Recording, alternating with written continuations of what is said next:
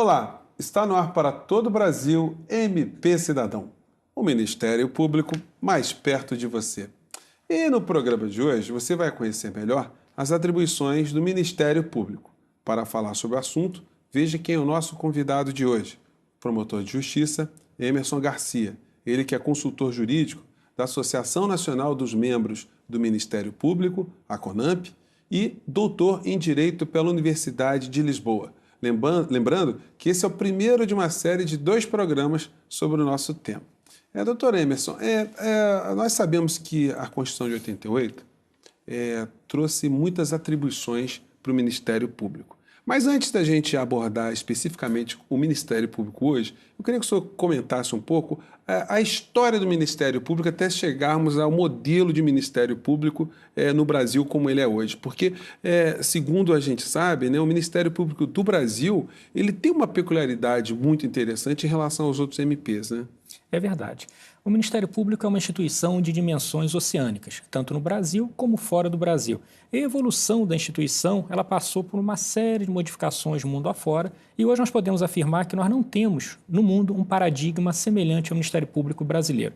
E aí vem o primeiro questionamento. Quando surgiu o Ministério Público? Alguns situam o surgimento do Ministério Público no Antigo Egito, com os magiaís, que seriam agentes do rei. Outros situam na França, no momento em que nós tivemos um representante do rei atuando junto aos tribunais, e aí surgiu a expressão parquet, que significa o tablado, em que esses representantes falariam de pé e poderiam falar com a cabeça descoberta ao juiz, seriam representantes do rei.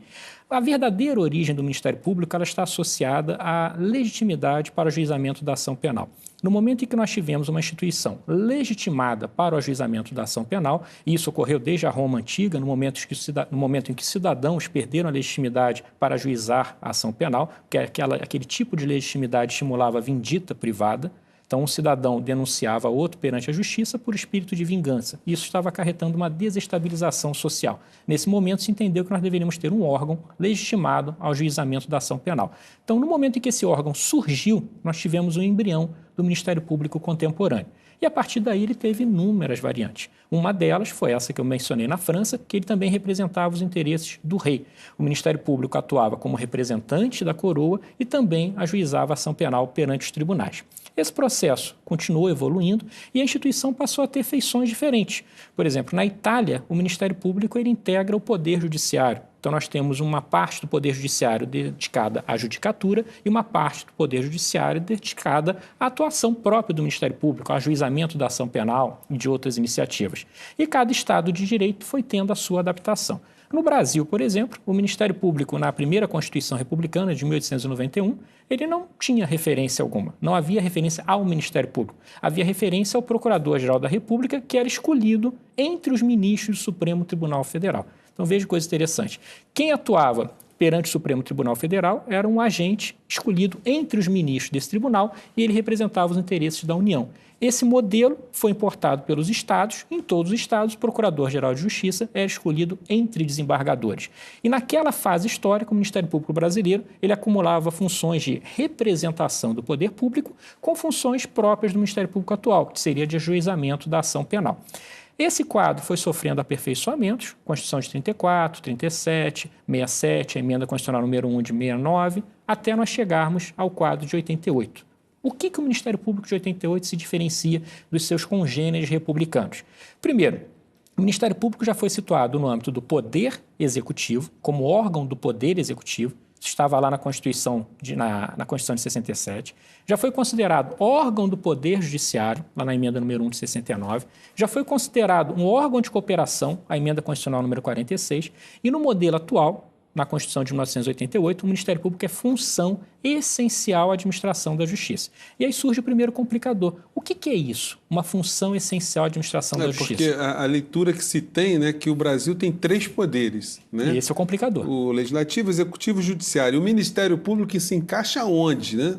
Essa pergunta é uma pergunta fulcral e inteligentíssima, porque se o nosso artigo 2º seguiu a célebre teoria idealizada por Montesquieu, com base nos alicerces de Locke, de Aristóteles, e são 3 poderes harmônicos e independentes entre si, nós precisamos encaixar o Ministério Público num desses 3 poderes. E aí nós temos um complicador. E o complicador não é compreendido corretamente nem pela doutrina e nem pelo Supremo Tribunal Federal. O Supremo ainda não nos deu uma resposta adequada onde estaria o Ministério Público no âmbito da teoria política, no âmbito dos 3 poderes do Estado. E eu acho que a dificuldade de compreender a posição do Ministério Público parte de uma premissa. Nós podemos ter, conceitualmente, 3 poderes, mas podemos ter instituições autônomas que não se confundam com esses poderes. A Constituição portuguesa, por exemplo, ela não faz referência a poderes, ela faz referência a órgãos de soberania. Então, na Constituição portuguesa, nós temos a Assembleia da República, nós temos o governo, o presidente da República, o Tribunal Constitucional, todos órgãos de soberania. Se nós fôssemos falar em poderes, nós teríamos dificuldade em encaixar o Tribunal Constitucional dentro do Poder Judiciário, junto com o órgão de cúpula da Justiça Comum. Quem mandaria em quem? Então, o Ministério Público, na realidade brasileira, ele é uma instituição constitucional que está fora desses 3 poderes. Por que ele está fora? Porque ele é autônomo. Ele tem autonomia administrativa, tem autonomia funcional e tem autonomia financeira. Então, se alguém diz que o Ministério Público está dentro do Poder Executivo, vão dizer isso porque o Ministério Público executa a lei. Fundamentalmente, nós podemos dizer que o Ministério Público tem uma autonomia política, né? Uma vez que ele não tem atrelamento a nenhuma outra instituição. Essa autonomia política eu substituiria pela seguinte visão: o Ministério Público tem liberdade de juízo valorativo para se direcionar. Se o Ministério Público desejar praticar um ato, esse ato não está sujeito à chancela de quem quer que seja. Então, quem diz que o Ministério Público está inserido no Poder Executivo parte dessa premissa. São 3 poderes, como o Ministério Público não julga, não legisla, sobra o Executivo. Agora, vejam uma situação interessante. Eu mencionei aqui que, no nosso passado republicano, o Ministério Público já foi inserido no Poder Executivo, já foi inserido no Poder Judiciário. E aquilo que é pouco provável de a instituição ser inserida no Poder Legislativo já foi feito, não no Brasil, mas na Venezuela. A Constituição venezuelana, vigente na década de 80, ela inseriu o Ministério Público no Poder Legislativo. E alguém vai falar, mas isso é um absurdo, porque o Ministério Público não legisla. Mas o raciocínio do constituinte venezuelano foi o seguinte: se o legislador legisla, ele precisa ter uma instituição para zelar pelo cumprimento da lei. Então, nada mais natural que inserir essa instituição no âmbito do Poder Legislativo. Esse foi o raciocínio realizado. realizado. Aliás, o senhor está falando, também remetendo a outra questão, nós estamos fazendo um programa bastante cultural hoje, né, prezado telespectador? Eu estou aprendendo bastante aqui. Mas, doutor Emerson, quando se fala do Montesquieu e do Locke, que teriam ali inventado a teoria dos 3 poderes, né? Na verdade, eles foram beber numa fonte lá atrás, né, com Aristóteles, né? Perfeito. E Aristóteles, ele não falava em poderes, ele falava em funções também, né? Então, o Ministério Público, dentro dessa teoria do Aristóteles, hoje estaria muito bem classificado, né? O problema é mais acadêmico, né, doutor Emerson? O problema é acadêmico, mas às vezes resvala na prática. Eu vou lhe dar um exemplo. Se nós entendermos que o Ministério Público é órgão do Poder Executivo, conceitualmente, se o Ministério Público está inserido no Poder Executivo, no momento em que a instituição encaminha sua proposta orçamentária ao governador do Estado, o que impediria o governador do Estado de mexer nessa proposta orçamentária? Só que a Constituição não lhe outorga esse poder. O Ministério Público, o Poder Judiciário, o Legislativo encaminham sua proposta orçamentária e o Executivo vai integralizar as propostas e encaminhar. Quando nós falamos em inserção numa estrutura orgânica, nós precisamos lembrar que haverá influência, mas não há hoje. Alguém vai dizer, mas o governador nomeia o Procurador-Geral de Justiça. Isso é verdade, da mesma forma que o presidente, após a aprovação do Senado, nomeia o ministro do Supremo Tribunal Federal. E nem por isso o Supremo Tribunal Federal é órgão do Poder Executivo. É um mecanismo de equilíbrio entre as funções estatais. E sobre esse aspecto, como é que o senhor vê essa orientação constitucional do mais alto cargo do MP, tanto no âmbito federal como no estadual, ser atribuição do presidente e do governador para nomeá-los? Essa é uma questão muito complexa. O Ministério Público Brasileiro, de longa data, defende a necessidade de a própria instituição escolher o seu mandatário. E argumenta-se com o seguinte: se nós escolhermos o nosso dirigente, nós não vamos estar sujeitos a uma pressão externa, porque argumenta-se que, se a pessoa é nomeada por outrem, ela automaticamente pode arrefecer a fiscalização que vai realizar pelo responsável pela nomeação.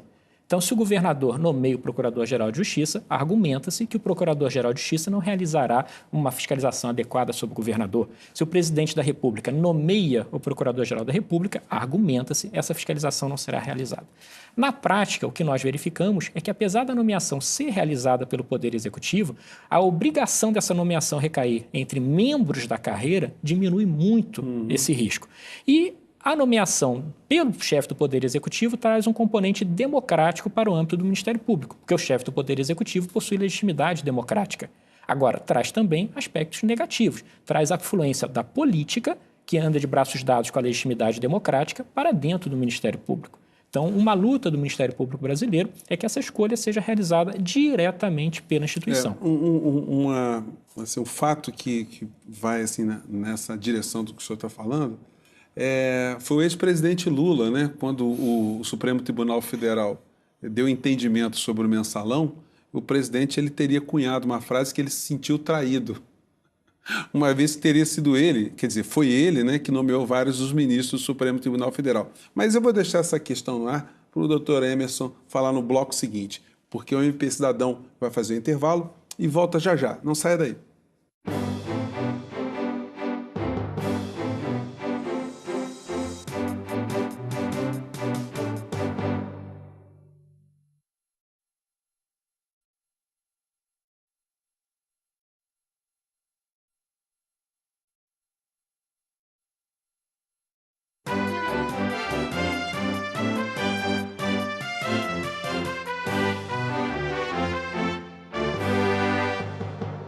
E o MP Cidadão está de volta hoje falando sobre as atribuições do Ministério Público. No bloco anterior, nós fizemos aqui, né, um regresso, quer dizer, fomos lá atrás na história do pensamento jurídico, na filosofia, na Grécia, até chegarmos no MP nos dias de hoje. Eu queria, antes da gente entrar nas questões mais próximas aqui do Ministério Público no Brasil, pegar aqui outros ensinamentos do Dr. Emerson. Dr. Emerson, os filmes norte-americanos exercem uma influência incrível sobre todos nós, sobre todas as pessoas que lidam com o direito, e o Ministério Público dos Estados Unidos tem uma configuração bem peculiar, né? O promotor ele é eleito pela comunidade. Como é que o senhor vê isso?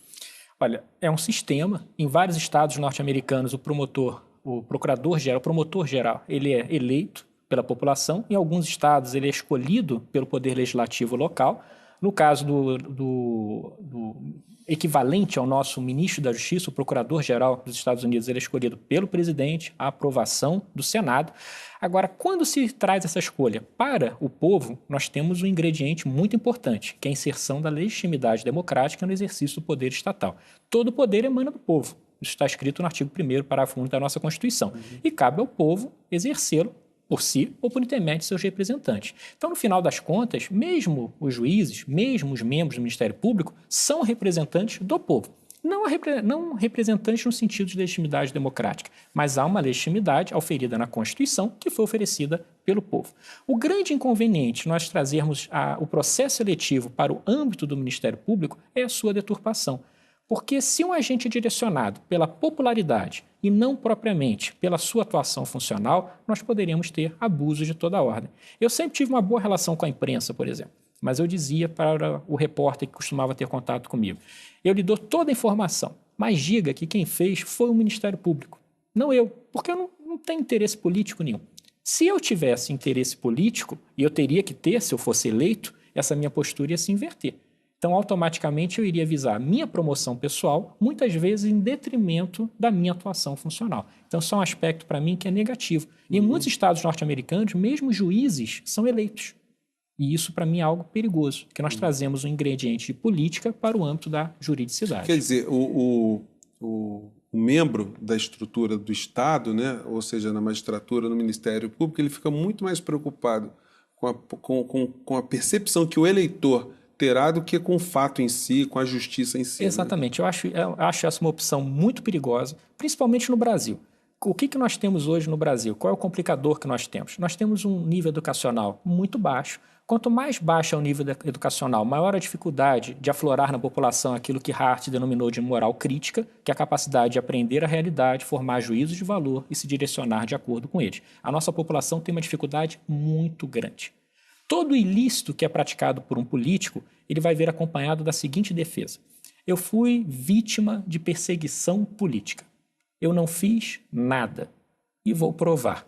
Ele não prova nada, muitas vezes ele é condenado, só que ele é condenado anos depois e volta a ser eleito. Nós temos exemplos emblemáticos Brasil afora de políticos famosos que já sofreram condenações em diversas instâncias e continuam sendo eleitos. Então, falta capacidade crítica para a nossa população. Agora, imagine isso em relação a um juiz, em relação a um membro do Ministério Público. Mas com relação ao modelo brasileiro, a gente teve uma mudança recente, né?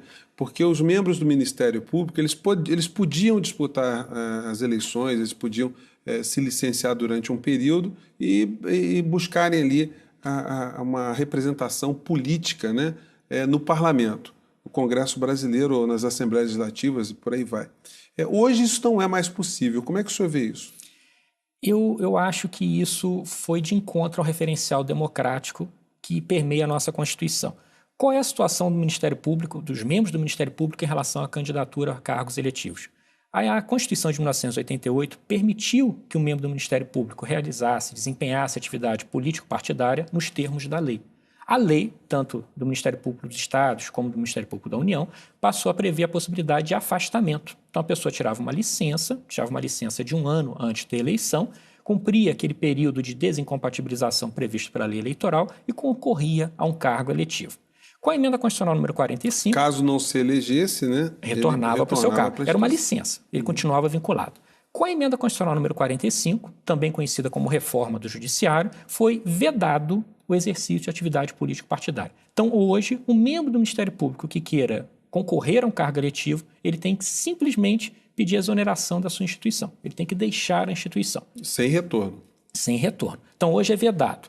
Quem estava numa situação anterior, automaticamente continuou podendo. Que situação anterior a que eu me refiro? Quem entrou antes de 88 fez a opção por um regime jurídico próprio, como era o caso de membros do Ministério Público que até bem pouco tempo estavam no nosso Congresso. Essas pessoas poderiam continuar atuando no nosso Congresso.